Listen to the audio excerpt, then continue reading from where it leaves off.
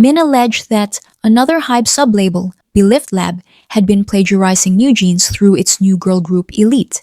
The styling, the choreography, the concept photos, the videos, all of it, she claimed, was lifted from the group she'd built. And this wasn't abstract corporate politics. From where Min stood, Hybe wasn't just trying to remove her. They were building her replacement using her own creative blueprint, just running it through a different sub-label. And Hybe's response came the following day.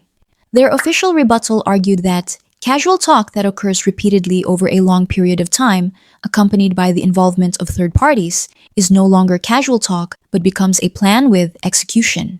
Then, on May 30, a Seoul court sided with Min and barred Hybe from using its voting rights to dismiss her. But even the ruling that saved her acknowledged she had clearly explored ways to reduce Hybe's control over Adore, though none of it mattered, because by August, Hybe had maneuvered around the court order entirely. They removed Min as CEO, appointed a replacement through Adore's board, and offered her a reduced creative director role. But she refused, which left NewJeans inside Hybe's system with no one to protect them, and the only move they had left was the one that would eventually trap them, fight to get Min back.